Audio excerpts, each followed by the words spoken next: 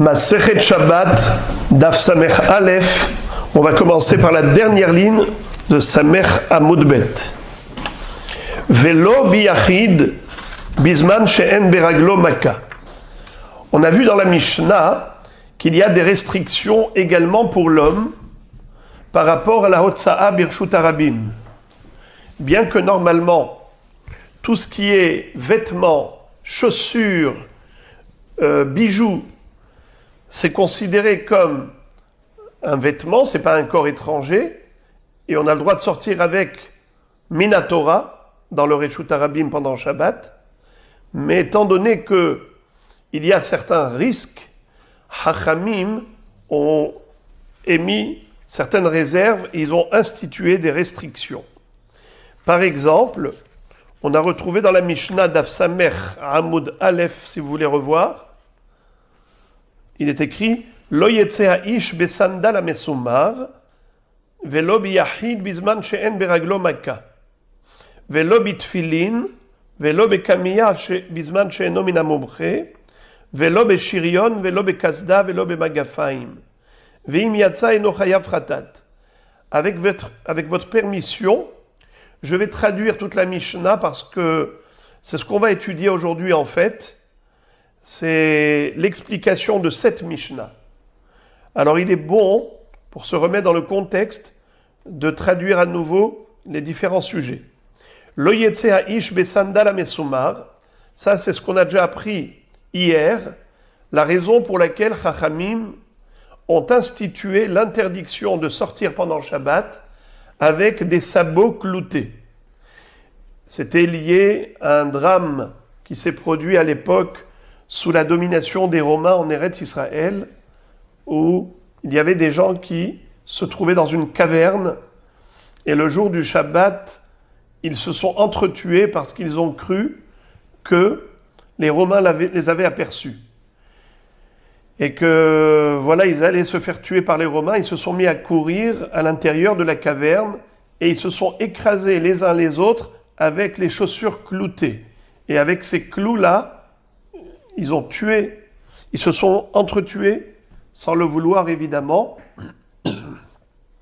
À cause de cette tragédie, Chachamim ont dit, Shabbat, on ne sort pas avec sandal hamesumar, avec des sandales cloutées.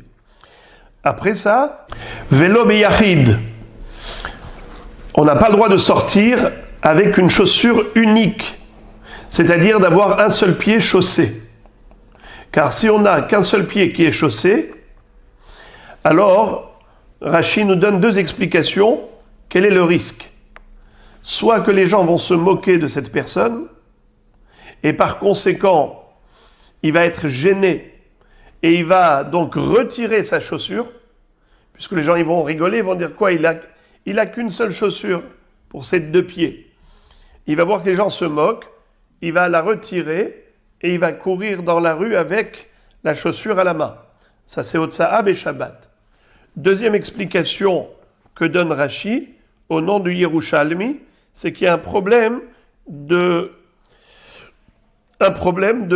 hachad. C'est quoi hachad ? Le risque qu'on le soupçonne de transporter une chaussure dans sa main sous son veston.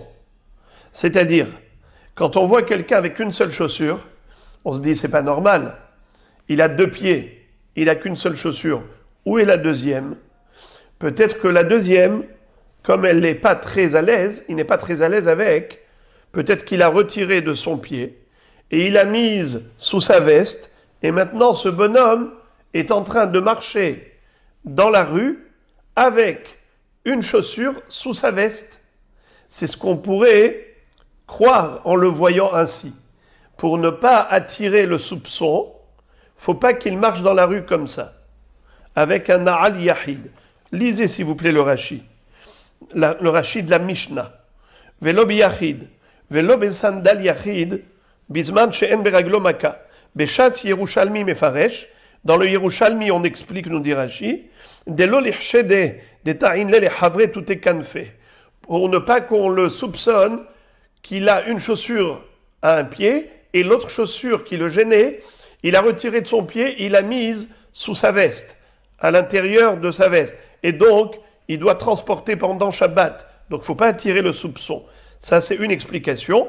Velachon Rabotai, mais mes rabbanim, dit Rashi, m'ont expliqué que la raison de cette restriction, Dilma Mechayche Ale, parce qu'il y a un risque que les gens se moquent de lui en le voyant avec une seule chaussure, Veshakil, il va la retirer, des chalif, les Umamtile Biyade, Beshirhat Shabbat. Il peut oublier que c'est Shabbat, parce qu'il est saisi de honte et de gêne parce que les gens se moquent de lui.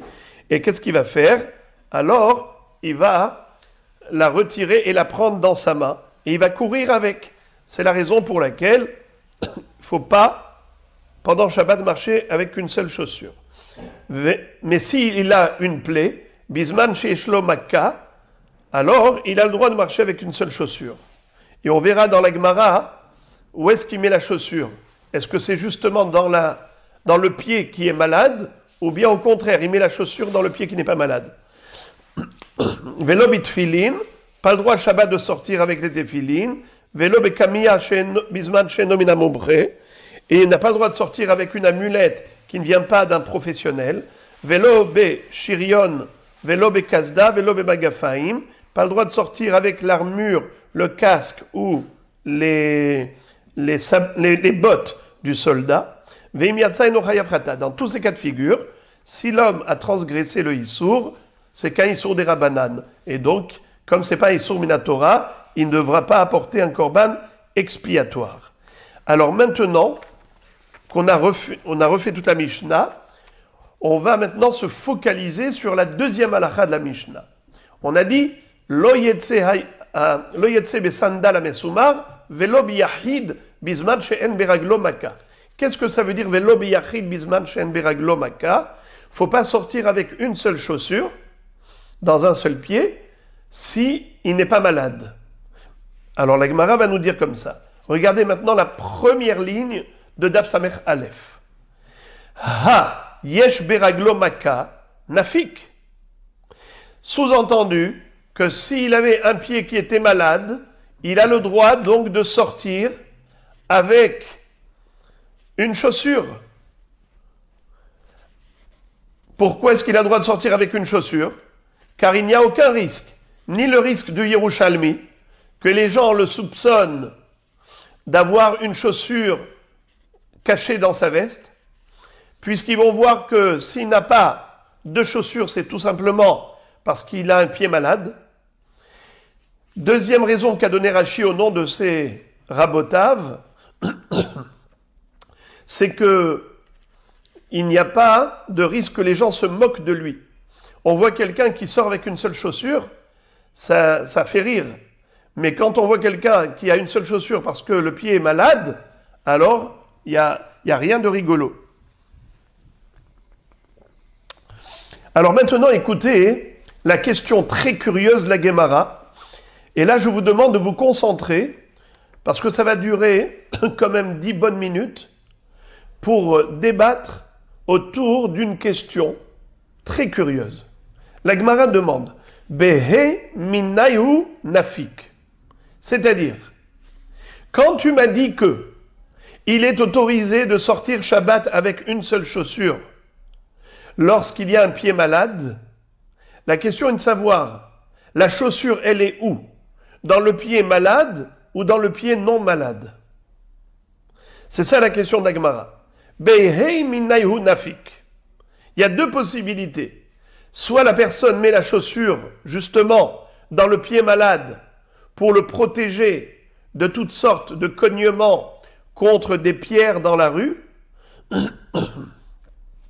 et l'autre pied, qui n'est pas malade, il marche pieds nus, parce que cet homme a l'habitude de marcher pieds nus, c'est pas un homme douillet, c'est un homme qui, au contraire, a des plantes de pied qui sont très rigides, et donc il peut marcher sur n'importe quoi, ça ne le gêne pas.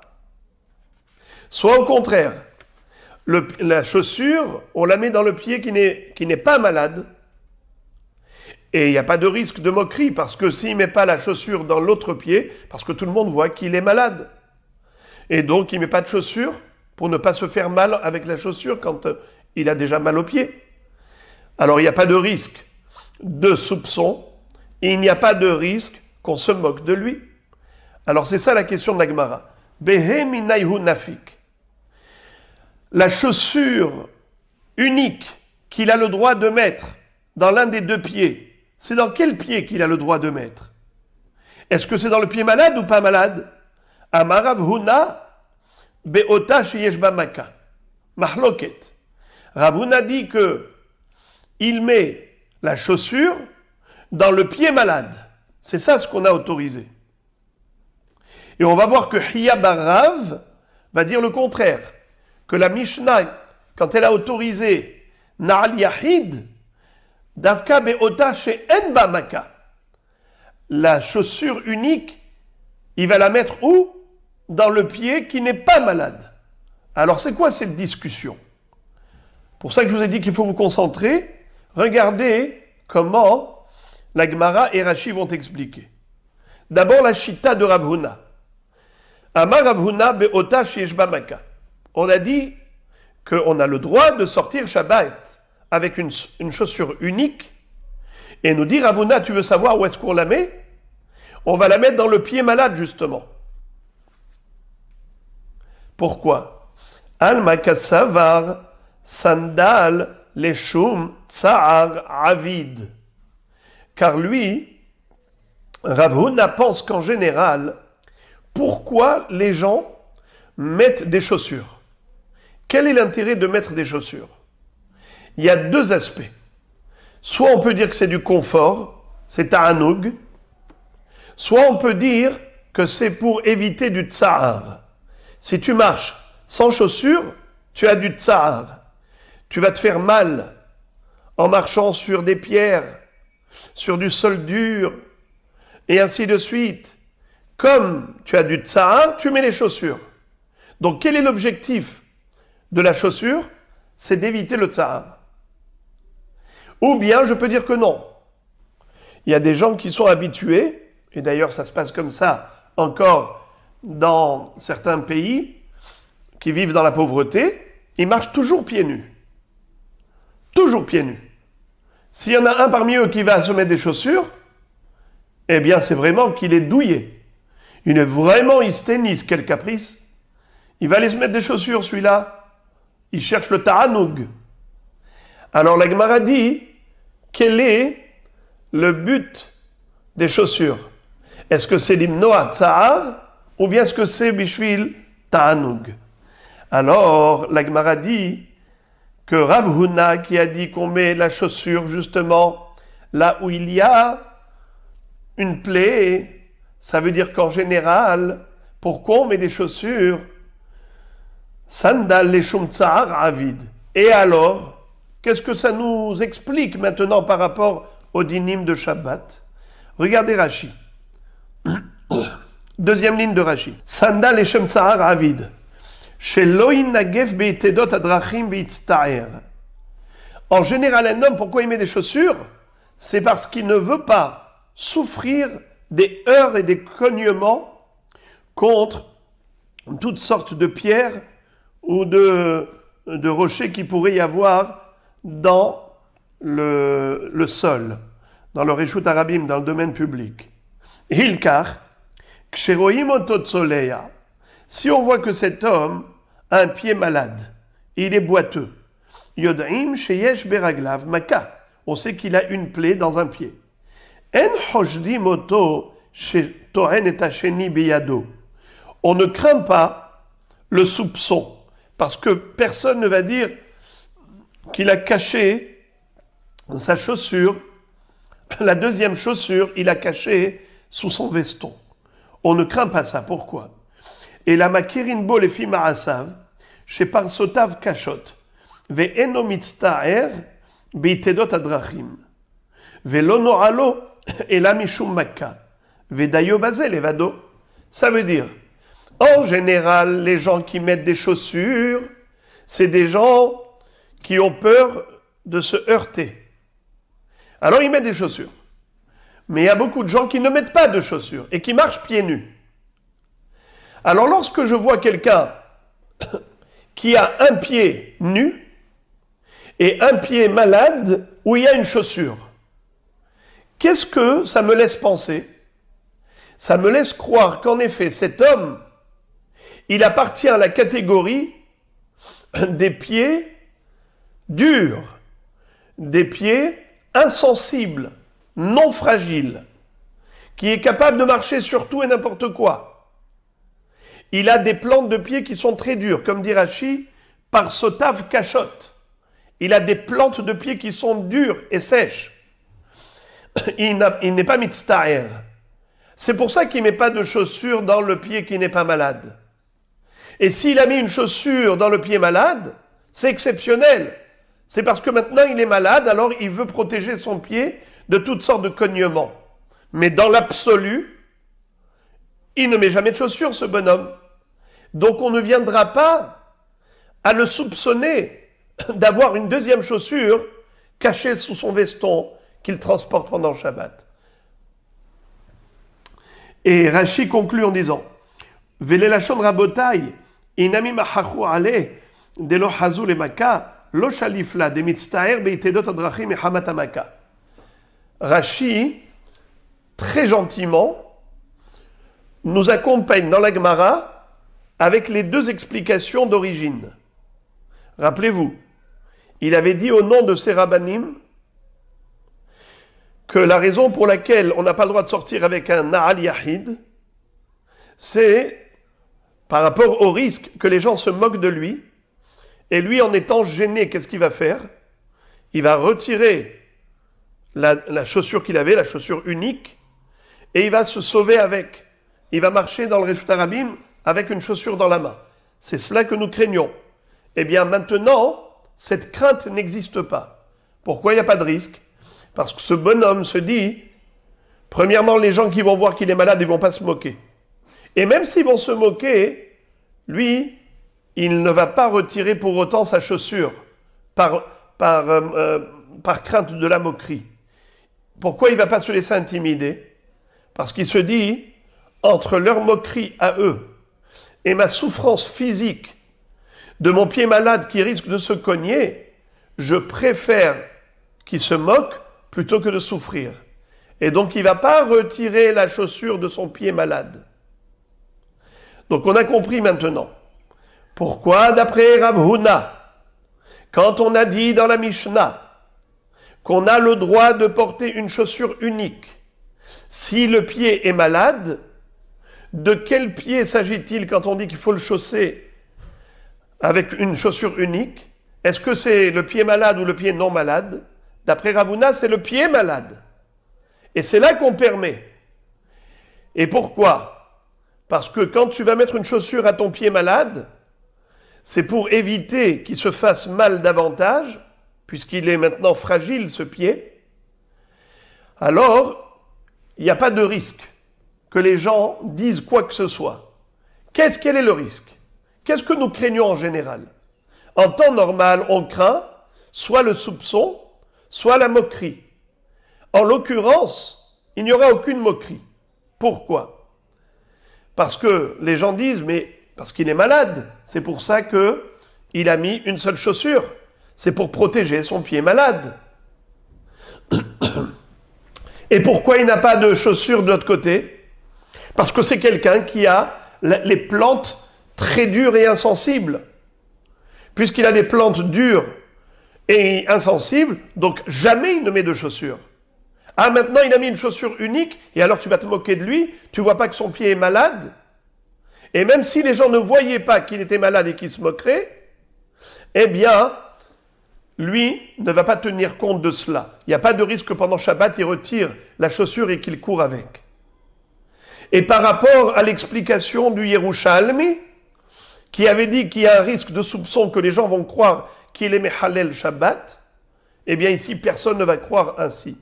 Pourquoi? Parce qu'on voit bien que cet homme n'a pas l'habitude de marcher avec des chaussures.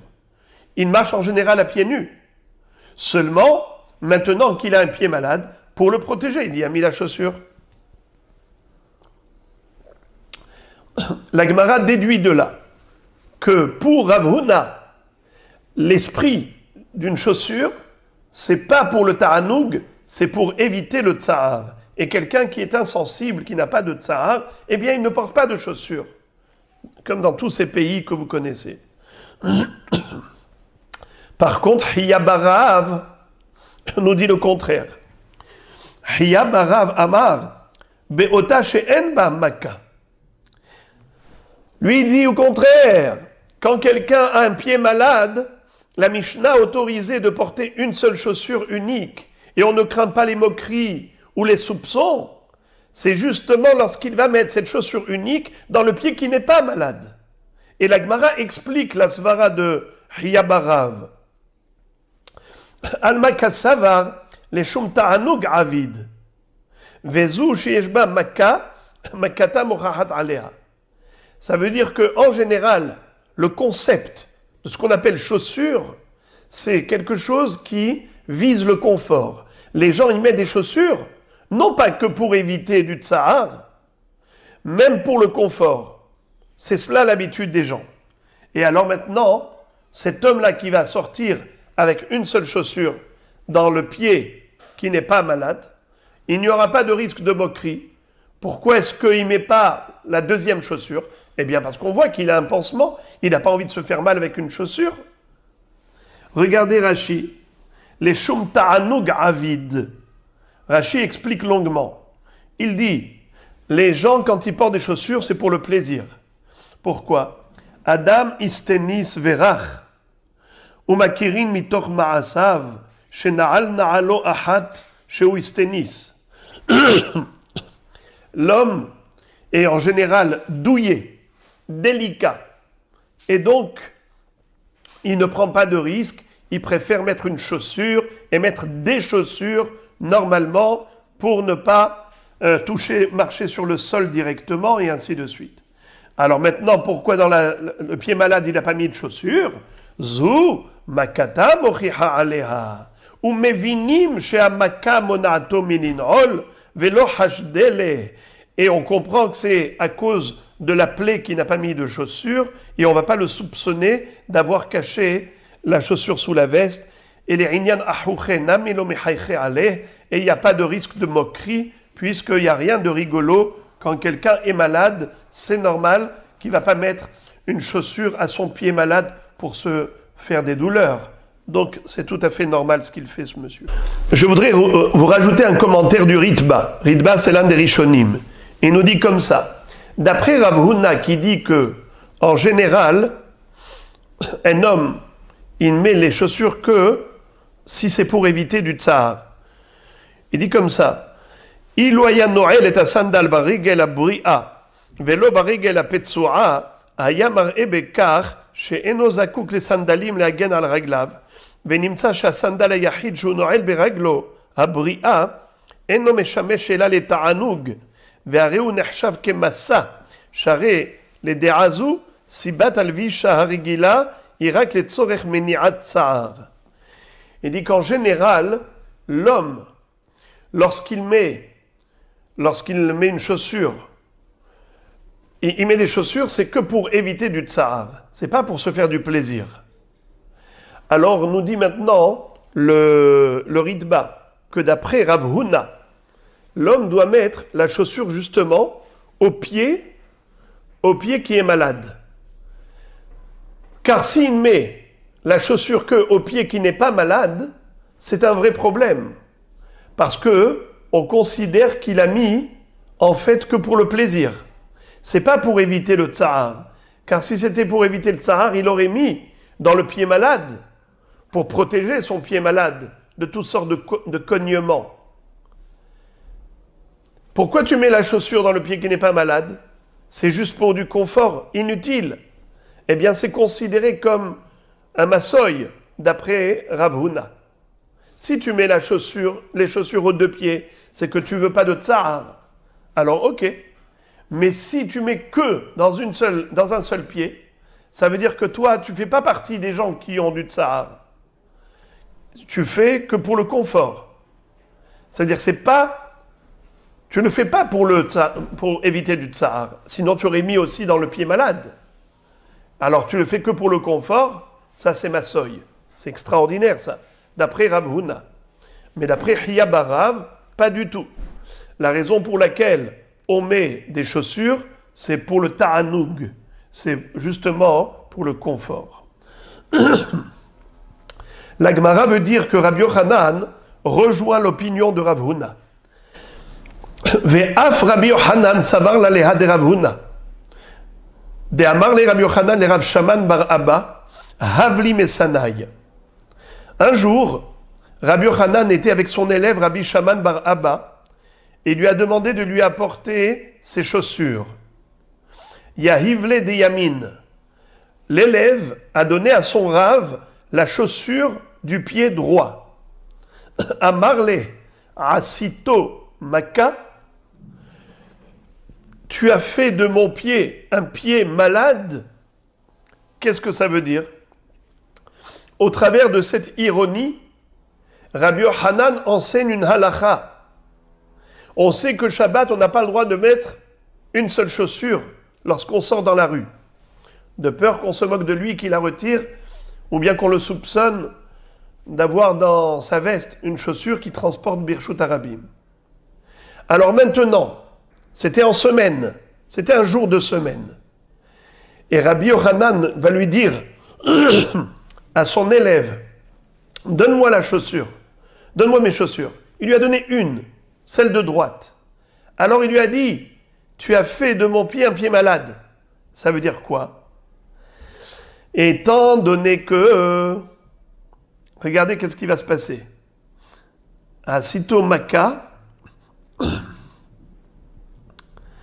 puisque Rabbi Yochanan pense que toujours il faut d'abord mettre la chaussure de gauche avant la chaussure de droite. Alors il lui a dit, si maintenant tu me donnes la chaussure de droite, je serai obligé de rester avec une seule chaussure. Puisqu'on n'a pas le droit de mettre celle de droite avant celle de gauche, alors il faut obligatoirement que je commence par celle de gauche pour mettre celle de droite. Mais si tu m'as donné la chaussure de droite et que je vais la mettre, je ne veux pas enfreindre l'interdiction de mettre d'abord la chaussure de gauche. Alors je ne mettrai pas du tout de chaussure de gauche. Nachon? Alors je ne mettrai pas du tout de chaussure de gauche et je vais sortir comment? Avec une chaussure, celle de droite. Alors qu'est-ce que tu as fait de mon pied? Tu as fait de mon pied un pied malade. Que Chachamim ont dit qu'on a le droit de sortir Shabbat avec une seule chaussure que dans la mesure où on a un pied malade. Alors il lui a dit quoi? Tu as fait de mon pied un pied malade? Voilà l'histoire. À partir de là, qu'est-ce qu'on en déduit? On déduit de là que Rabbi Yochanan pense comme Rav Huna, que la raison pour laquelle on met une chaussure, c'est pour le tsar. Et donc cette fois-ci, quand il lui a donné la chaussure de droite, qu'il allait la mettre, ça veut dire que c'est qui le pied malade? Le pied droit, où il va mettre la chaussure droite. Eh bien, ça veut dire que Rabbi Yochanan pense, comme Rav Huna, que lorsqu'on autorise pendant Shabbat de mettre une chaussure yehida, c'est davka dans le pied malade, et pas dans le pied normal. La Gemara dit, ce n'est pas une preuve. Vedin ma ki Hiya Barav svirale. Peut-être que Behemet il pense comme Hiya Barav. Ve'achika amar. Et voilà la remarque qu'il avait voulu faire à son élève en disant Asita shel smol maka. En me donnant la chaussure de droite, ouais, alors je vais mettre maintenant que la chaussure droite, je ne mettrai pas la chaussure de gauche, et les gens vont croire que mon pied gauche est malade. Puisque, d'après Hiya Barav, justement, on met la chaussure dans quel pied? Pas dans le pied malade, dans l'autre pied. Donc de Rabbi Yochanan, il n'y a aucune preuve. De cette histoire de Rabbi Yochanan avec son élève, il n'y a aucune preuve, ni qui pense comme Rav Huna, ni qui pense comme Hiya Barav.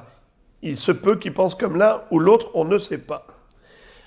Juste, la Gemara ouvre une parenthèse et elle dit, c'est quoi cette histoire-là de Rabbi Yochanan?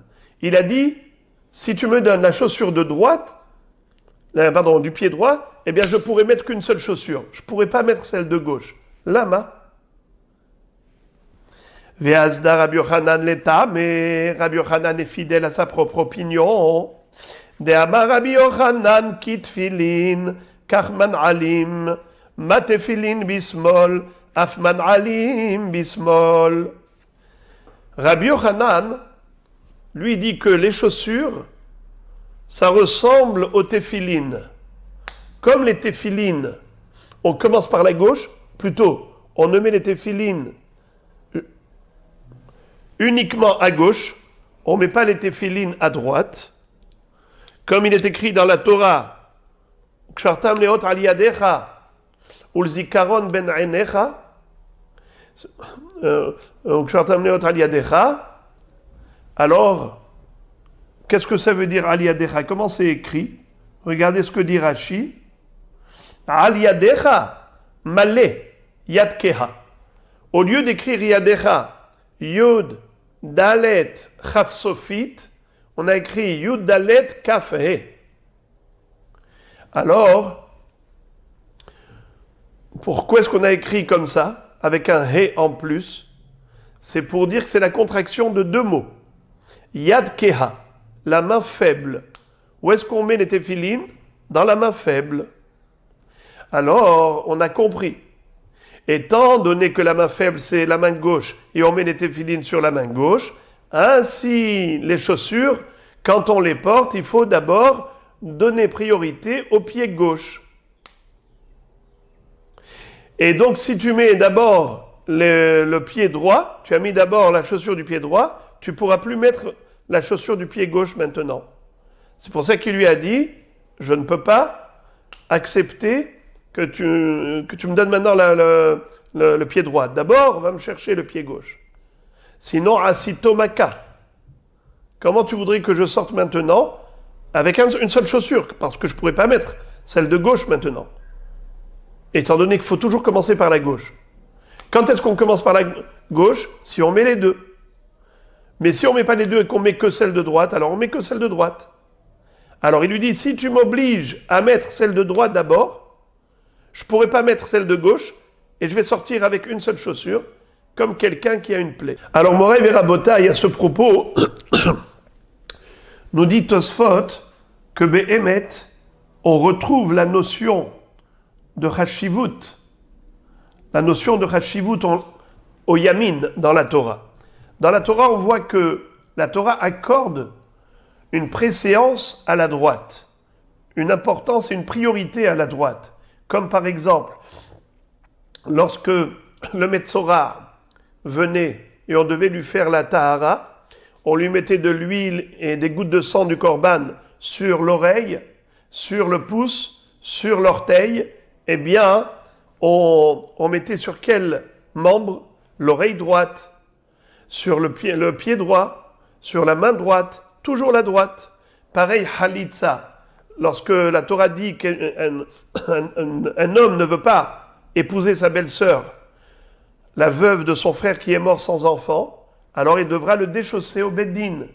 Quand elle va le déchausser, de quel pied elle va déchausser? Du pied droit. Donc tu vois que le Yamin dans la Torah, c'est Hashuv. Alors, Rabbi Yochanan dit malgré tout, bien qu'en général le Yamin est important, mais au niveau des chaussures, c'est comment il s'appelle? C'est la gauche qui est prioritaire.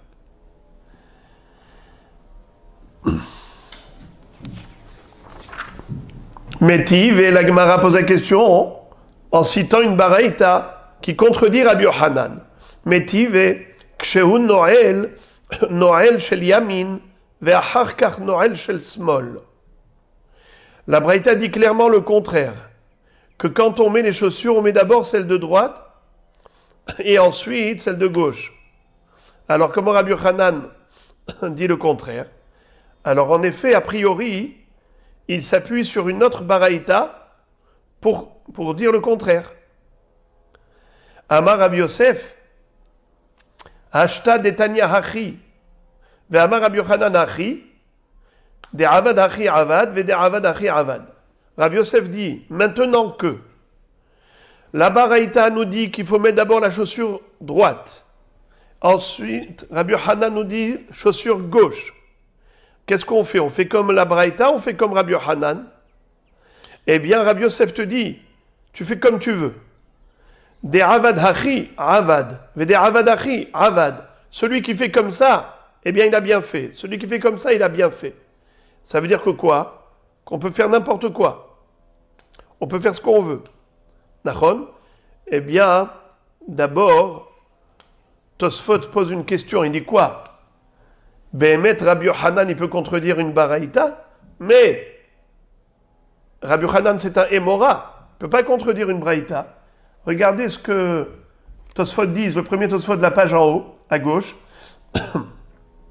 Pirouche, c'est-à-dire des baraïta l'obliga à Rabbi Yochanan, velo Rabbi Yochanan à baraïta.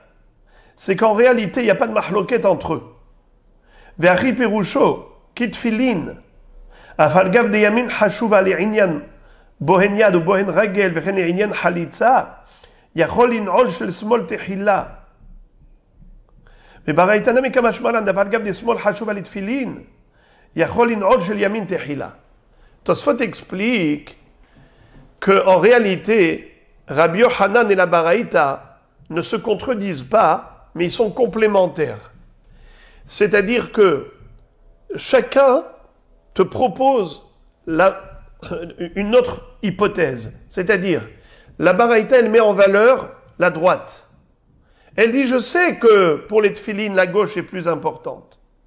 Mais la droite aussi est importante, puisque dans la Torah, on voit que Bohen Yad, Bohen Ragel, Bohen le Tenucha Ozen, toujours on parle du Yamin, Halitza, Yamin.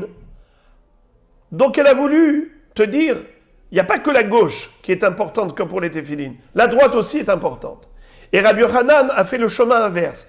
Il te dit, bien sûr que Yamin est important, comme on voit dans Bohen Yad, Bohen Ragel, comme on voit dans Khalitza. Mais ce que je veux te dire, c'est que même la gauche, c'est important, comme pour les téphilines. Donc, le résultat, c'est que tu peux faire comme ceci ou comme cela. Tu auras toujours sur quoi t'appuyer. Mais la question se pose alors, alors pourquoi Rabbi Yochanan, quand son élève, Rabbi Shaman bar Abba, lui a dit, mon maître, voilà la chaussure. Il lui a donné d'abord celle de droite. Qu'est-ce que lui a dit Rabbi Yochanan? Je ne peux pas.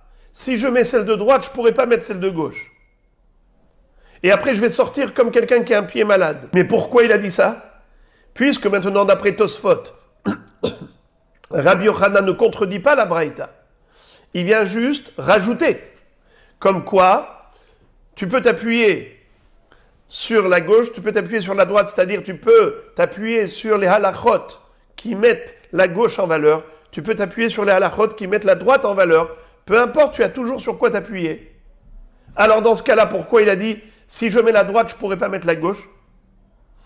Tosfot répond, venir eleri, d'Achi Pirusho, d'Avad Hachi Avad, Mishirotse le Habev, shel Smol, Mishum Mitzvat Filin, Arshut Biado, ומי שרוצה לחבב של ימין יותר משום חשיבות ימין הרשות בידו, ורבי יוחנן היה דרכו לחבב כל שעה של שמאל יותר, ורב שמן בר אבא לא היה יודע מנהגו. C'est-à-dire,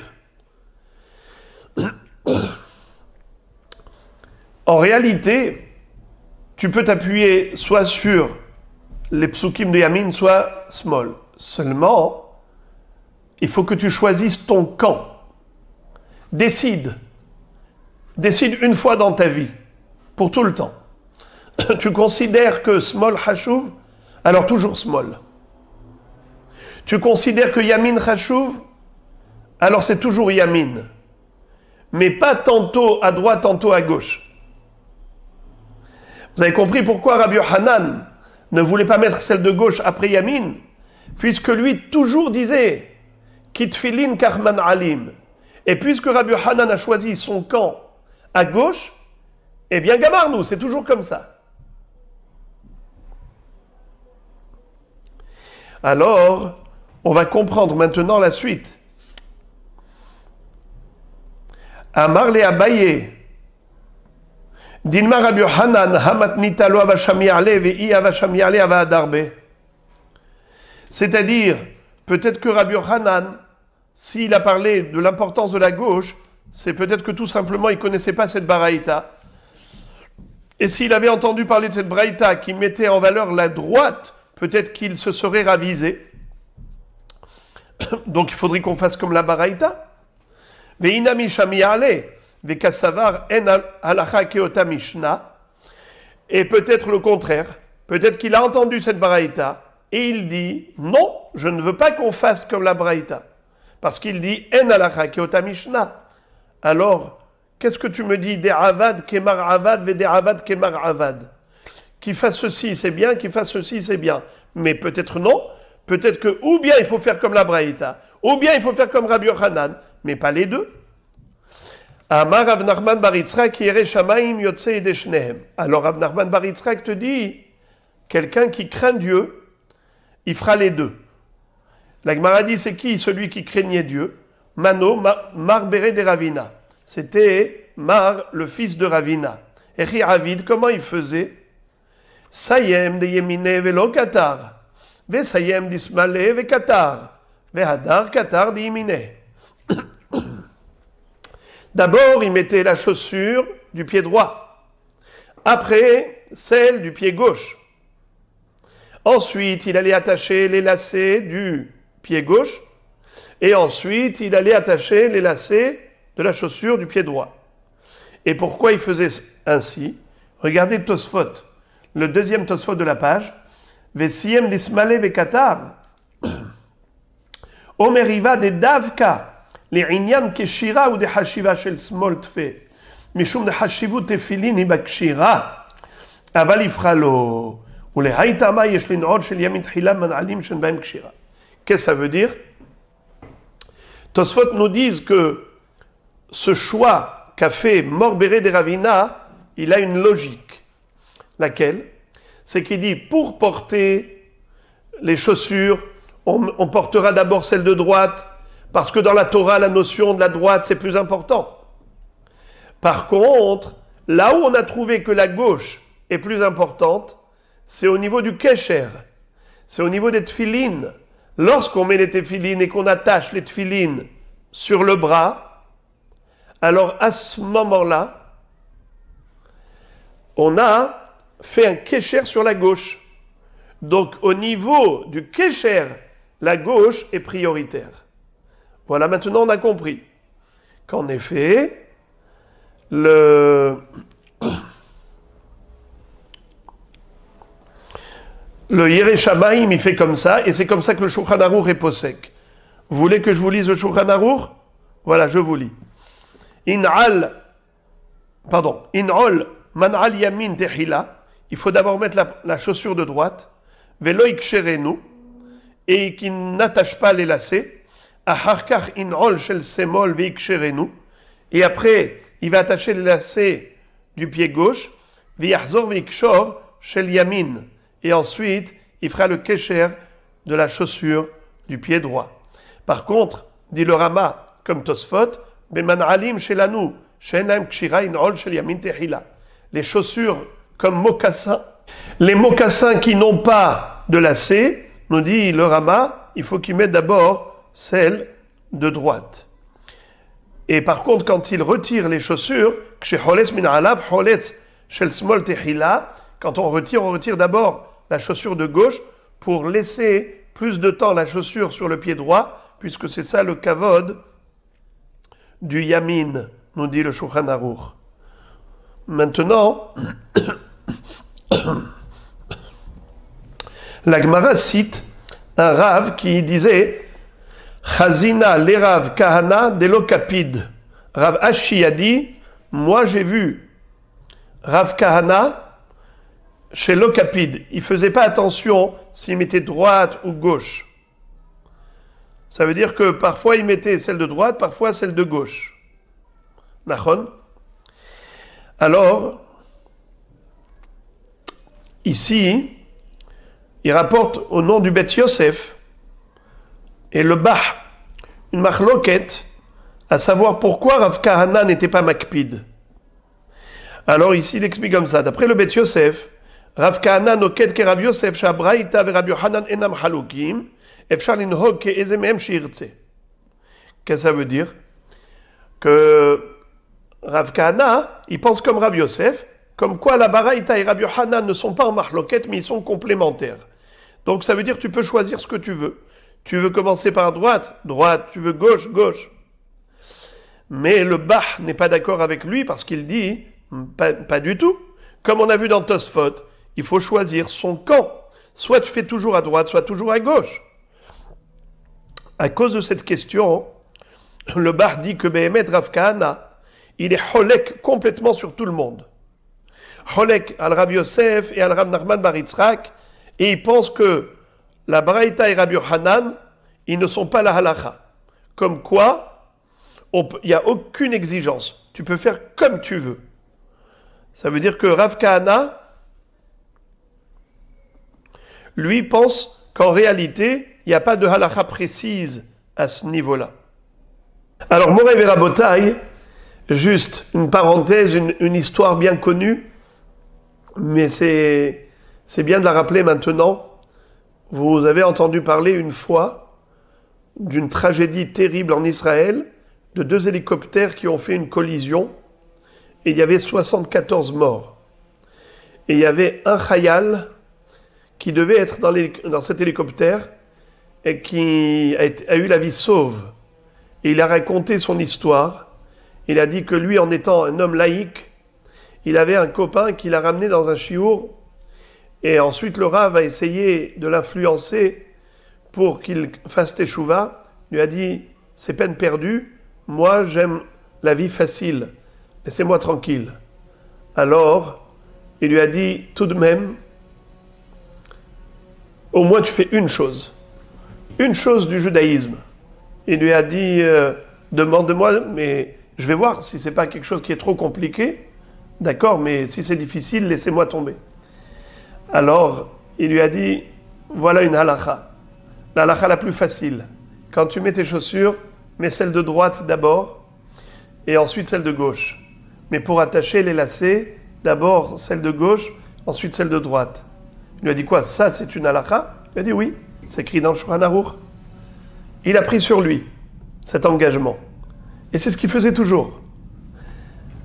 Eh bien, figurez-vous que le jour où le régiment de soldats était attendu sur le quai pour aller prendre l'hélicoptère, eh bien lui s'était rendu compte qu'il n'avait pas donné priorité au pied droit, au pied gauche, et ainsi de suite.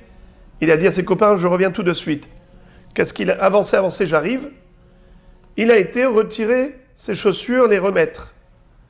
Et quand il a fait cette opération de retirer les chaussures et de les remettre comme la halakha, les autres sont déjà montés dans l'hélicoptère et lui il a attendu le prochain. En attendant, il y a eu Hashem Yatzilenu, cet accident terrible. Et il a dit, regardez comment une mitzvah m'a sauvé. Et il a fait une tshuva shlema.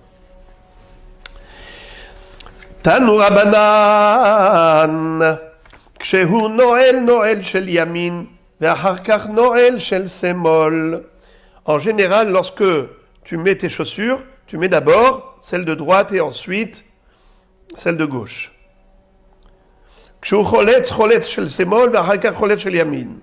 Lorsque tu retires les chaussures et que tu détaches les lacets et que tu les retires d'abord, tu retires celle de gauche et tu gardes celle de droite. Ensuite, rochetz shel yamin v'achar rochetz shel smol. Quand on se lave, il faut d'abord laver la main droite et ensuite la main gauche. D'abord côté droit, ensuite côté gauche. Quand on se frictionne, d'abord la main droite, ensuite la main gauche. C'est-à-dire d'abord le pied droit, ensuite le pied gauche. Toujours donner préséance à la droite, au niveau de son corps également. Sach rosho tehila, ou varotse la sur kol gufo, sach rosho tehila, mipene shu melech al kol evarav. Par contre, lorsque on se lave tout le corps, on doit d'abord laver la tête en premier, car la tête, c'est le cerveau qui est le support de la neshama, et donc on doit faire kavod au roi de tous les membres, le cerveau. Et c'est lui qu'on va laver en premier, ensuite le côté droit du corps, ensuite le côté gauche. Alors voyez-vous, des détails comme ça, des gens qui sont simplés, ils vont dire, c'est quoi ça? Quelle est l'importance? Franchement, la Torah accorde des détails, accorde autant de considération à des petits détails comme ça. Les amis, aujourd'hui, quand vous voyez avec ce virus, Hashem Yatzilenu, combien les gens font très attention, ne pas toucher, mettre des gants, mettre des masques, et de faire très très très attention à tout. Et ainsi de suite. Pourquoi? Parce qu'il y a des petites choses que nous on ne voit pas. Petits virus invisibles. Des petites choses que nous on ne voit pas. Et alors parce que nous on ne voit pas, on ne comprend pas. Et comment qu'on comprend? Avec des centaines de milliers de morts, et comment qu'on a compris? Ah mais tu vois rien. Tu vois rien? Mais Hashem Yatzilenu, il y a des choses terribles qui se passent dans l'air, même si tu ne vois pas. La réalité, elle ne dépend pas de ce que toi tu vois, que tu comprends. Tu n'as pas besoin de comprendre. C'est la réalité qui parle. Que tu comprennes ou pas, ça ne change rien. Akadosh Baruch Hu, c'est lui qui a programmé le monde. C'est lui qui a fixé les lois de la Torah. Que tu comprennes ou pas la raison de ces détails, ça ne change absolument rien. C'est la réalité spirituelle.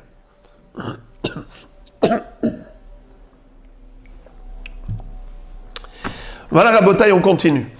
Vélo betfilin. La Mishnah nous a dit qu'on n'a pas le droit de sortir pendant Shabbat avec les téfilines. Alors, on aurait pu croire que ça dépend de la mahloket entre les Tanaïm dans Masechet Iruvin. Est-ce qu'il y a une mitzvah de porter les téfilines pendant Shabbat? Ou bien au contraire, Assour, est-ce que Shabbat on peut mettre les téfilines? Ou bien on ne peut pas mettre les téfilines Shabbat? Mahloket entre les Tanaïm. Alors maintenant, notre Mishnah nous dit que Shabbat, on n'a pas le droit de sortir avec les téfilines. Mais si on est sorti, Bedi'avad, il n'est pas Hayav Skila, il n'est pas Hayav Khatat, parce qu'il n'a pas commis un Issour Toraïque, uniquement un Issour Rabbinique. Pourquoi? Parce que c'est considéré comme Derech Malbouche. Dans l'absolu, c'est considéré Derech Malbouche. Parce que c'est comme ça qu'un juif va s'habiller toute la semaine, il va porter ses téfilines. C'est comme Derech Malbouche. Mais malgré tout, on ne les porte pas pendant Shabbat, midera banan. Et la Gemara dit que ça ne dépend pas de cette mahloket. Tout le monde est d'accord. À l'unanimité, assour de porter les téfilines à l'extérieur dans la rue. Amar Rav Safra. Lotema aliba demande amar Shabbat lav zman tfilin hu. Et la filou demande amar Shabbat zman tfilin hu lo yetse. Dilma atele atouye birshut arabim. Qu'est-ce que ça veut dire? Non seulement d'après celui qui dit que Shabbat, ce n'est pas le moment de porter les téfilines. Donc on comprend qu'il ne faut surtout pas sortir à l'extérieur avec ses téfilines.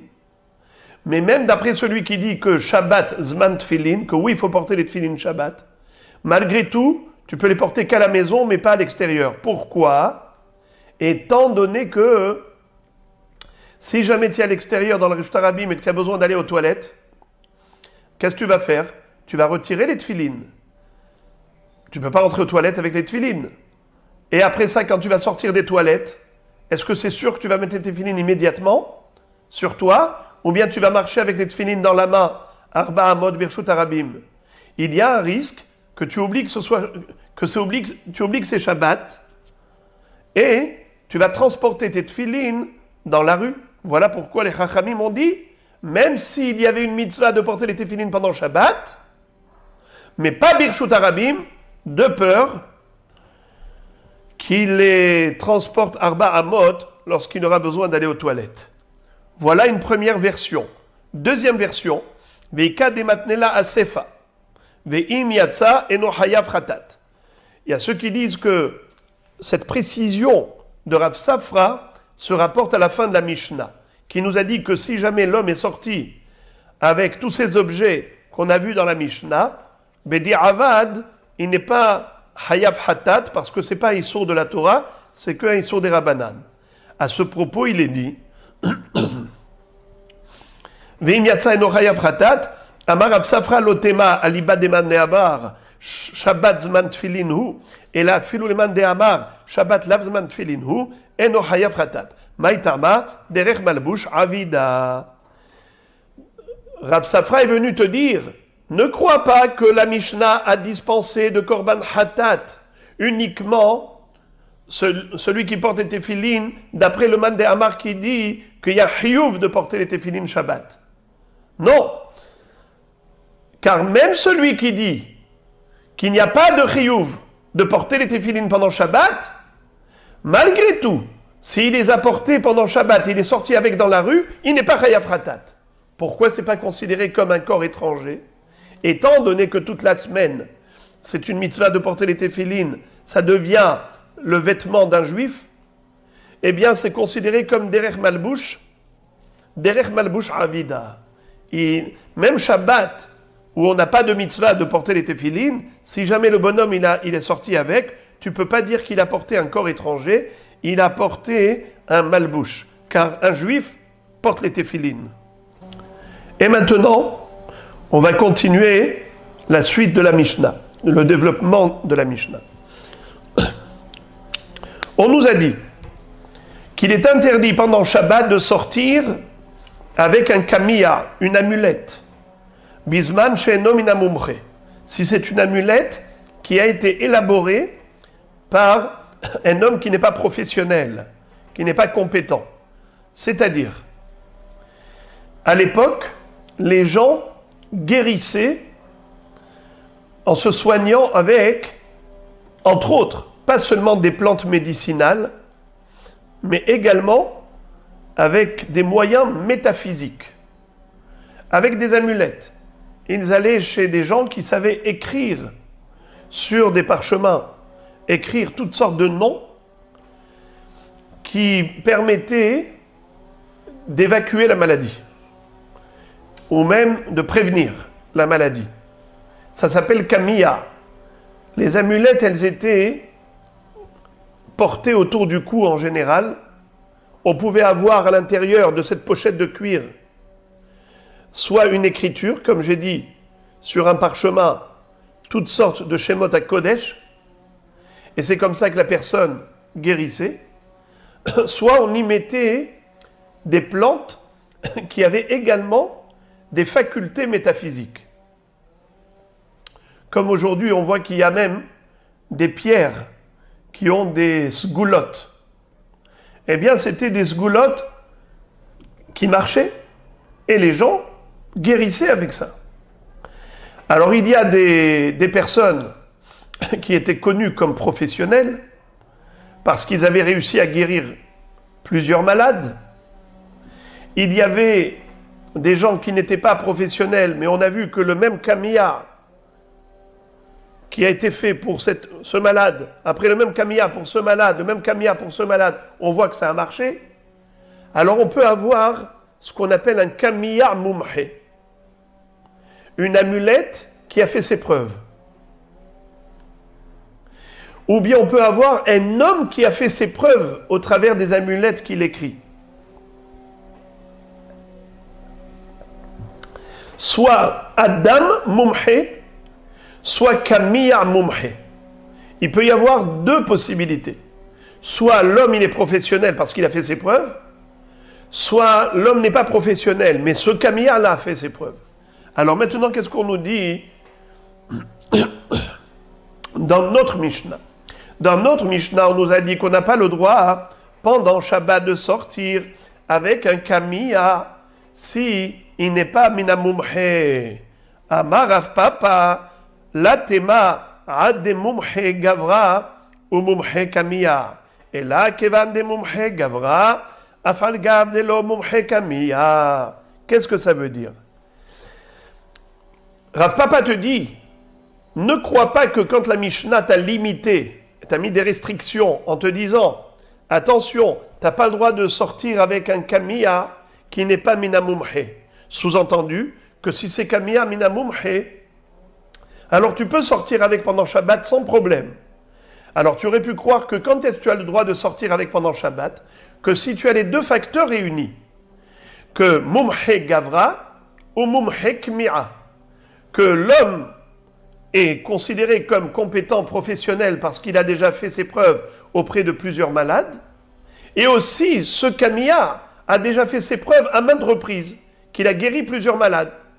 Alors tu aurais pu croire que c'est uniquement dans ce cas-là que tu as le droit de sortir avec Shabbat dans le Reshut Harabim, avec attaché à ton cou cette amulette. Mais s'il manque l'un des deux facteurs, assour, c'est ce que tu aurais pu croire. Rav Papa, il vient, il te dit, ne te méprends pas. Et voilà le pshat. Kevan de mumhe gavra, afal gav de lo mumhe kamiya. Si l'homme est mumhe, même si cette amulette, elle est nouvelle, eh bien, tu peux sortir avec pendant Shabbat.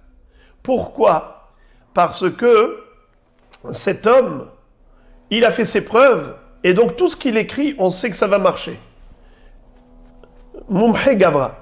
Et d'où est-ce qu'on déduit que la Mishnah, en fait, c'était ça son intention, puisqu'elle a écrit Velo bekamiya bisman she'eno min hamumhe. Comme ça dit la Gemara. Dai kaname de katane velo bekamiya bisman she'eno min hamumhe. Velo katane bisman she'eno mumhe. Il n'est pas écrit quand il sort avec un kamiya qui n'est pas mumhe. Il est écrit lorsqu'il sort avec un kamiya qui ne provient pas d'un professionnel. Velo bekamiya she'eno min hamumhe, d'un homme compétent. Donc, il est suffisant que l'homme soit mumche, même si le kamiya n'est pas mumche, on peut sortir avec pendant Shabbat, même idérabanan, il n'y a pas d'interdiction. Shema Amina. Maintenant, la Gemara va développer le sujet du kamiya. Elle va rentrer dans beaucoup de détails. Elle commence par citer la braïta suivante. Tanu Rabanan ezehu kamiya mumche kol sheripa veshana veshilesh. Qu'est-ce qu'on appelle un kamiya qui est considéré comme mumche? C'est un kamiya qui a fait ses preuves en guérissant 3 fois. La même maladie a été guérie à 3 reprises. La même maladie a été guérie à 3 reprises. Même si c'était la même personne qui est tombée malade de la même maladie, et à 3 reprises on lui a mis l'amulette et il a guéri, alors ça s'appelle kamiya mumche. Je répète, le même bonhomme tombé malade 3 fois de la même maladie, et à 3 reprises on l'a guéri de la même maladie grâce à ce kamiya, eh bien ce kamiya s'appelle kamiya mumche. La braïta continue d'expliquer en disant Ehad kamiya shel ktav, vehad kamiya shel ikarin. Peu importe que ce soit une amulette d'écriture, comme j'ai dit qu'on écrivait des noms de Shemot HaKodesh sur des parchemins, des Shemot de Sgoula, vehad kamiya shel ikarin, ou que ce soit une amulette avec des racines de plantes qui avaient ces facultés métaphysiques. Ehad chole sheyesh bo sakana, echad chole she'en bo sakana. Tout le monde a le droit de sortir avec pendant Shabbat, qu'il soit un malade en danger ou bien un malade sans danger, eh bien, malgré tout, c'est moutard de sortir avec le kamiya mumche. Donc ça veut dire pas seulement kamiya mina mumche, même kamiya qui est lui-même mumche, on peut sortir avec. Et la braïta continue en disant Velo shenirpa et la kédé chez l'oï café. Qu'est-ce que ça veut dire? Pas seulement à titre curatif, même à titre préventif. Par exemple, quelqu'un qui est d'une famille où ils ont une fragilité, par exemple, ils sont tous épileptiques dans cette famille, eh bien, cette amulette, si elle peut le prévenir, le protéger, le préserver, on n'a pas besoin d'attendre qu'il fasse des crises d'épilepsie pour commencer à lui mettre l'amulette. Tu peux lui mettre avant à titre de prévention. Vekosher ou matir afilo birshut harabim ou bilvad shelo iksherenu besher ou betabaat veyetzebo birshut harabim mishum marita ain. Qu'est-ce que ça veut dire? à condition qu'il attache à son cou directement, mais pas au travers d'un anneau, pas au travers d'une tabarat. Il faut directement. Pourquoi? Parce qu'il faut qu'il donne l'impression qu'il se sert de ce camilla comme tarchit. S'il accroche à un pendentif autre, alors on peut croire que s'il accroche à un anneau ou à un collier, alors on pourrait croire que ce n'est pas à titre de guérison, c'est stam, il transporte. Alors, il y a un problème de mar'it aïn. C'est la raison pour laquelle il faut qu'il le mette directement sur lui pour que ce soit considéré comme tarchit.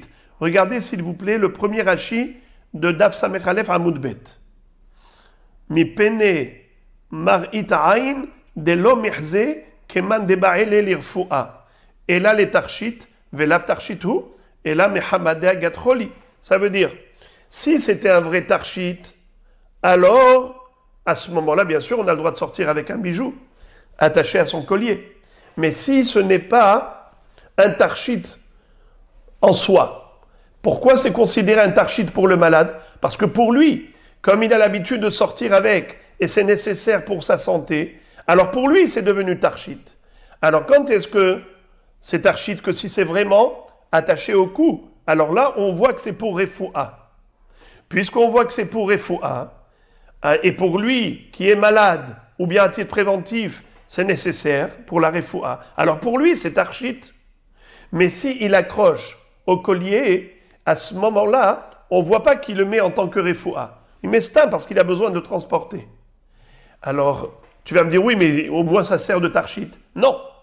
Tarchit que si c'est les shem refoua. Or, quand il accroche sur un collier, on a l'impression que ce n'est pas les shem refoua. On a l'impression que c'est stam qu'il a envie d'en faire quelque chose pour enjoliver, alors que ça n'embellit pas du tout.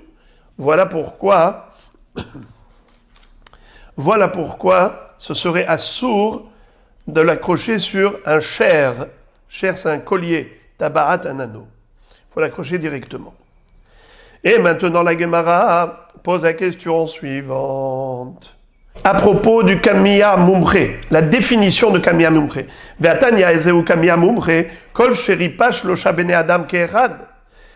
La Braïta ici nous dit que le Kamiya peut être considéré comme Mumre, comme ayant fait ses preuves, qu'à condition qu'il ait guéri 3 hommes différents. Or, toi, ici, tu me dis, dans la première Baraïta, que même s'il a guéri la même personne, 3 fois de la même maladie, tout va bien. Ça s'appelle Kamiya Mumre. Je ne comprends pas. La Kashia. Ha le mahouye gavra. Ha le mahouye kmira. La deuxième Baraïta qui dit qu'il faut guérir 3 personnes différentes, c'est lorsqu'on a besoin de prouver que cet homme est capable, il est compétent, il est professionnel. Pour prouver son professionnalisme, il faut qu'il ait fait ses preuves sur 3 personnes différentes. Là, je dis que l'homme, il est mumré. Mais la première Baraïta qui a dit que même 3 maladies, ça veut dire 3 fois, même la même maladie sur le même homme, ça suffit pour dire Kamiya mumré, c'est que on a besoin de dire que le Kamiya lui-même, il est mumré. Lorsque j'ai besoin de démontrer que l'homme est compétent, alors il faut que l'homme ait guéri 3 hommes. Mais lorsque j'ai besoin juste de démontrer que ce Kamiya est mumré, il est suffisant que ce Kamiya ait guéri 3 fois. Même le même homme et pour la même maladie à 3 reprises. Ça dépend quel est ton objectif. Tu veux avoir la preuve de la compétence, de la faculté de l'homme ou du Kamiya. Voilà. La Gemara continue de développer le sujet. Amarav Papa. Pshitali, tlat Kamiya li tlat Gavre, tlata zimne, itmahe Gavra itmahe Kemiya. Si par exemple le professionnel a écrit 3 Kamiya pour 3 hommes, il a écrit 3 Kamiya pour 3 hommes, Reuven, Shimon et Lévi. C'est qui docteur? Docteur Yehuda. Il a écrit un Kamiya une fois à Réhouven qui est tombé malade. Ça a marché. À Shimon, ça a marché. À Lévi, ça a marché. Donc il avait 3 hommes malades. Il leur a donné un Kamiya. Donc à ce moment-là, si ça a guéri, s'ils ont guéri, donc lui, ça veut dire que c'est un professionnel. Tlat Kamiya, les Tlat Gavré. Maintenant, si c'était Tlata Zimné, ça veut dire que ces personnes, Réhouven, Shimon et Lévi, sont tombés malades 3 fois et le même Kamiya les a guéris à chaque fois. Donc, qu'est-ce qui se passe? On a ici pas seulement un Kamiya Moumré, mais même l'homme qui est Moumré. L'homme, il est Moumré car il a guéri 3 hommes différents.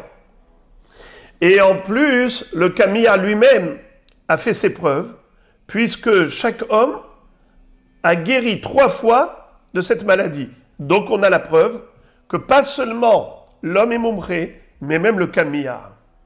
Itmahe Gavra, Itmahe Kmiya. Maintenant, Tlata Kmiya, li Tlata Gavré. Had Had Zimna. Ça veut dire que on a donné 3 Kamiya différents, d'accord? 3 Kamiya différents, à 3 personnes différentes, une seule fois. Alors, Gavra Itmahe, Kmiya lo Itmahe. Ça veut dire que, puisque cet homme a guéri 3 hommes, Yehuda a guéri Réhouven, Shimon et Lévi. Donc Yehuda, c'est sûr que c'est incompétent, puisqu'il a donné Tlata Kamiya à Tlata Gavré. Mais Khadkhad Zimna, ça veut dire que on a la preuve que cet homme est compétent, mais on n'a pas la preuve que le Kamiya est compétent, puisque ce Kamiya-là n'a pas fait ses preuves 3 fois. Had Kamiya litlata Gavré, si on a un seul Kamiya qui a marché sur 3 hommes différents qui avaient la même maladie, Kamiya itmahe. Alors, ce Kamiya, il a fait ses preuves. Mais Gavra lo itmahe. Par contre, l'homme n'a pas fait ses preuves. Pourquoi? Parce que c'est le même Kamiya. Bae Rav Papa. Tlata Kmirim lechad Gavra. Rav Papa se pose la question, quel est le din de 3 amulettes à la même personne? C'est-à-dire, la même personne a eu 3 maladies différentes. Et le docteur lui a donné 3 amulettes différentes pour ces 3 maladies. Quel est le din? Kamiya vadailo itmahe. Le Kamiya, puisqu'il a guéri à chaque fois pour une autre maladie, donc c'est sûr que le Kamiya n'est pas Moumré, puisqu'il a guéri qu'une seule fois. Mais par contre, Gavra itmahe ou lo itmahe, est-ce que cet homme, il est considéré comme professionnel ou pas?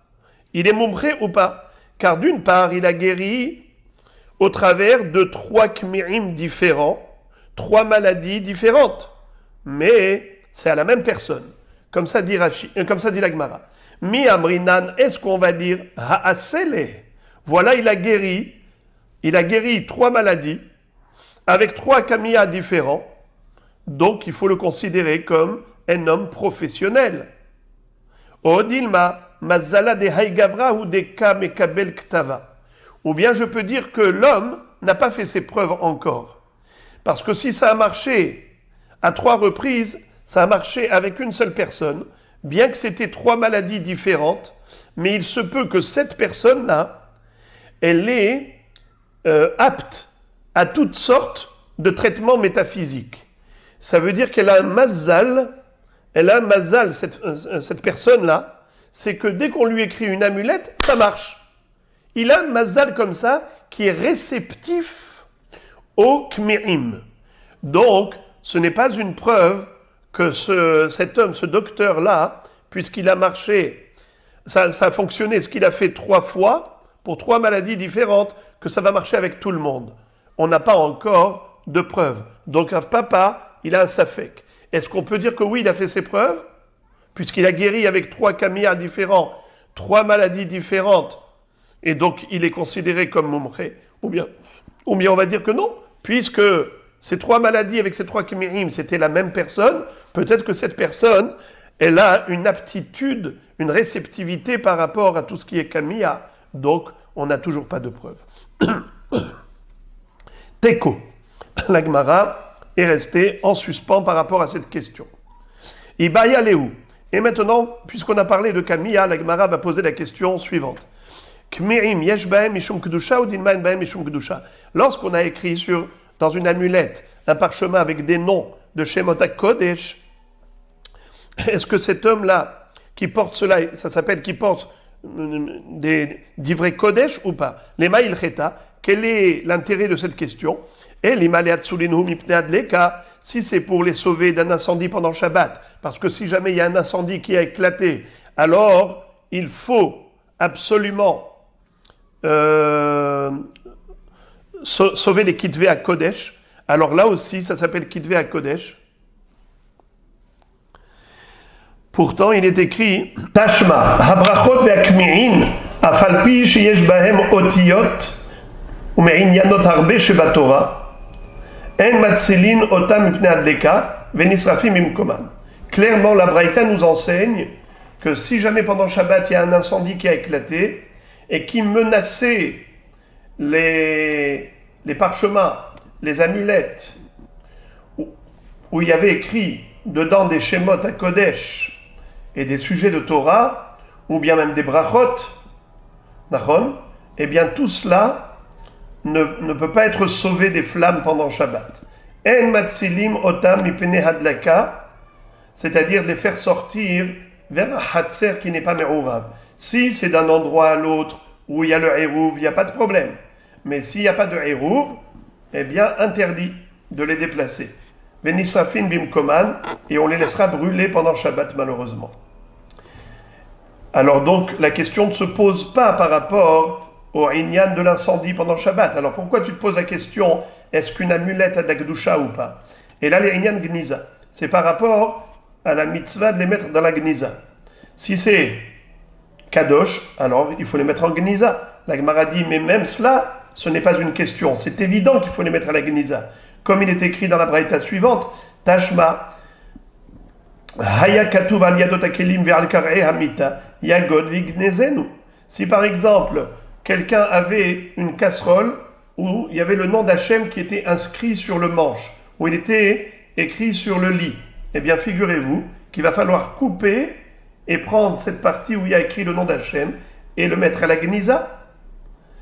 Alors, donc, c'est évident que l'amulette a besoin de Gniza s'il y avait des Shemot HaKodesh dedans. Et là, likanes bahem bebetakise mai yesh gdusha ve'asir odinman bahem gdusha ve'shari. La Gemara dit, voilà le sens de notre question. Est-ce qu'on a le droit de rentrer avec aux toilettes ou pas? S'ils ont d'Akdusha, interdit. S'il n'y a pas d'Akdusha, permis. Réponse. Tashma. Velo bekamiya bizman she'eno minamumche. Ha minamumche nafik. Ve'i amart kmi'in yesh bahem mishum kedusha. Zimnin demitztarech lebetakise. Ve'ateliatu yenhu. Arba amod birshut arabim. La Gemara dit, c'est évident que c'est assour c'est évident qu'il n'y a pas de Kedusha. Car s'il y avait de la Kedusha dedans, alors comment se fait-il qu'on autorise dans la Mishnah de sortir avec une amulette si elle est minamumche? Mais pourtant il y a un risque que si la personne a besoin d'aller aux toilettes dans la rue, eh bien elle va devoir retirer l'amulette pour entrer au Betakissé. Et après ça, quand il va sortir de là-bas, il y a un risque qu'il transporte dans sa main l'amulette. Alors, si tu vois que Hachamim n'ont pas craint ce risque, et ils ont dit un homme a le droit de sortir dans la rue avec une amulette qui est mumhe, alors, mashma qu'il n'y a pas de Kedusha. La Gemara réfute en disant ce n'est pas une preuve. Il se peut que la Mishnah parlait de Kamiya, d'une amulette qui est faite avec des plantes, pas avec des écritures de Shemot HaKodesh sur du parchemin. Peut-être que c'est une amulette qui contenait tout simplement des plantes qui ont des facultés, des sgoulottes qui protègent. Eh bien, il n'y a pas de Gdusha, c'est évident. Et c'est peut-être de cela que parle la Mishnah dans Masechet Shabbat quand elle a dit que tu as le droit de sortir dehors. Mais si c'était avec des Shemot HaKodesh, peut-être qu'elle interdirait, de peur que quand tu vas sortir, tu vas aller aux toilettes, tu vas devoir retirer l'amulette et tu vas marcher. Alors donc, on n'a toujours pas de preuve. La Gemara dit Ve'atanya et had kamiyah shel ktav ve'had kamiyah shel ikarim. La Gemara dit, je ne comprends pas ta réfutation. C'est sûr que la Mishnah ne parle pas que d'amulettes qui est faite avec des plantes. On parle d'amulettes avec une écriture de Shemot HaKodesh. La preuve, c'est que la braïta qu'on a citée précédemment, vous vous rappelez, c'est écrit clairement que Shabbat on a le droit de sortir et had kamiyah shel ktav ve'had kamiyah shel ikarim, que ce soit une amulette d'écriture ou une amulette de plante. Et là, la Gemara dit, peut-être que la Mishnah qui nous a autorisé de sortir Shabbat avec une amulette, elle parle de quelqu'un qui est en danger de mort, s'il ne met pas l'amulette. Mais c'est uniquement lui à qui on a autorisé de sortir Shabbat. Et on n'a pas craint qu'il retire l'amulette pour aller aux toilettes, parce que si tu vas commencer à dire à ce monsieur, peut-être que tu vas aller aux toilettes et peut-être tu vas retirer l'amulette, peut-être que tu vas transporter. Alors quoi, tu veux le tuer ce monsieur?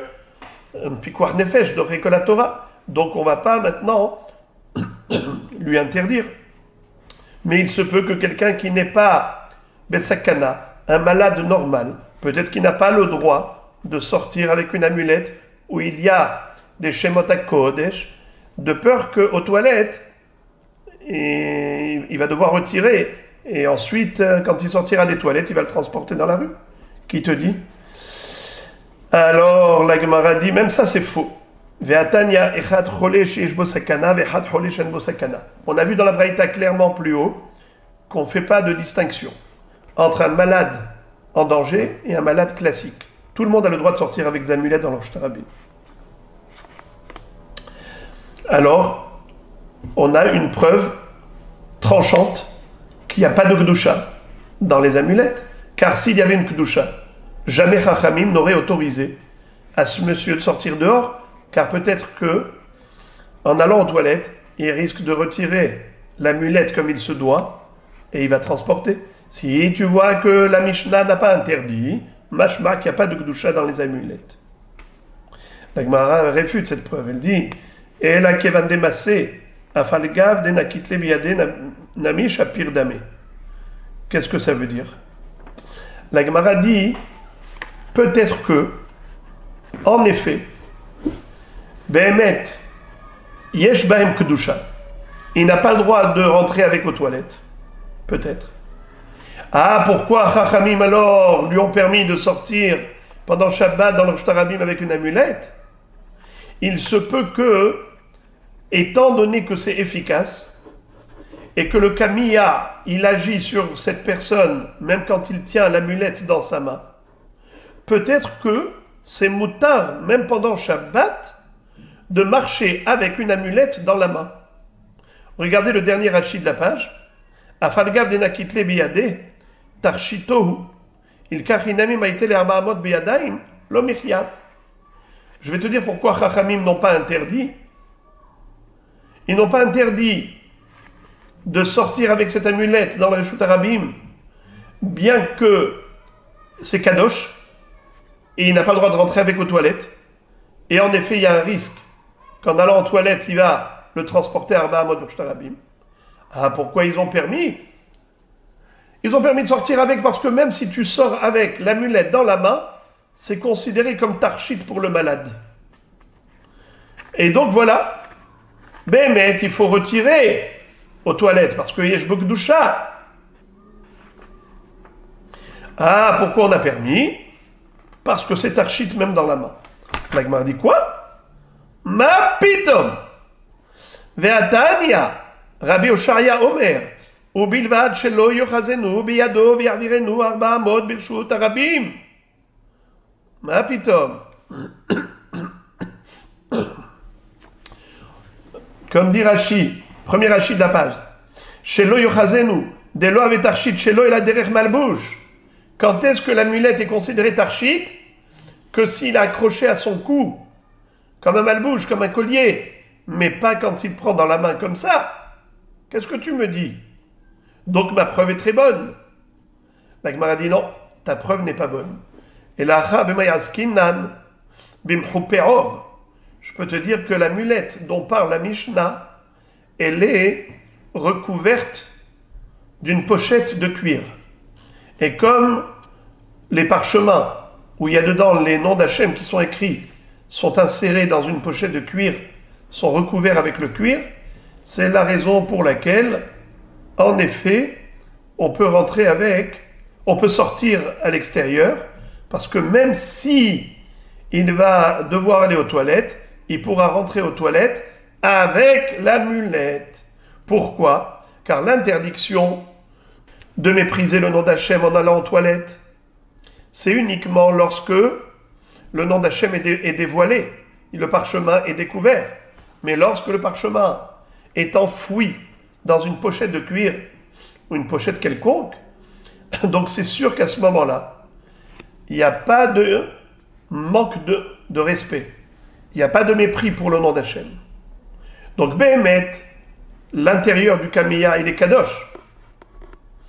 Seulement, pourquoi Hachamim n'ont pas craint le risque, le bonhomme, en ayant besoin aux toilettes, il va retirer l'amulette? Parce qu'il a le droit de rentrer avec aux toilettes. Pourquoi il a le droit de rentrer avec aux toilettes? Parce que il n'y a pas de kedusha parce que la kedusha, elle se trouve dans la pochette. Et puisque c'est mechoupé be'or, il n'y a pas de problème. Il y a choliot que behemet, le kamiya a une kedusha. Et pourquoi on a le droit de rentrer aux toilettes? C'est parce qu'il est enveloppé. Et voilà, ça suffit. La Gemara dit Ve'aret tfilin de mechoupé or, ve'tania nichnas lebet akise choletz tefilin verichok arba amot ve'nichnas. Je comprends pas. Tu me dis que si le parchemin qui contient les lettres sacrées est enfoui dans une pochette de cuir, c'est une raison pour l'autoriser à rentrer aux toilettes. Alors pourquoi c'est assourd de rentrer avec les tefilines aux toilettes? Pourtant, l'écriture du parchemin se trouve enfouie dans les boîtiers des tefilines. On devrait permettre de rentrer aux toilettes avec les tefilines. Si on interdit, machma que la pochette ne suffit pas. La Gemara dit Hata mishum shin de Amar Abaye shin shel tefilin halacha le Moshe misinai. Là-bas parce que il y a la lettre du nom d'Hachem, le shin des tefilines. Lorsque nous avons le shin gravé dans les tefilines, c'est la première lettre du nom de Shaddai, du nom d'Hachem. C'est la raison pour laquelle on t'interdit de rentrer avec les tefilines. Par contre, le kamiya, puisque le parchemin où il y a le nom d'Hachem, il est inséré dans une pochette de cuir ou autre, alors il n'est pas galouille. Puisqu'il n'est pas galouille, c'est peut-être pour cela que c'est permis de rentrer là-bas.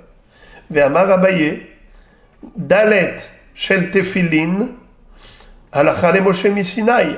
Ve'amar Abaye, yud shel tefilin, halacha le Moshe misinai. La Gemara conclut en disant que il n'y a pas que le shin des tefilin que c'est enseigné par Moshe Rabbeinu depuis le Har Sinaï où il avait reçu la Kadosh Baruch Hu, que c'est comme ça que les tefilin doivent être.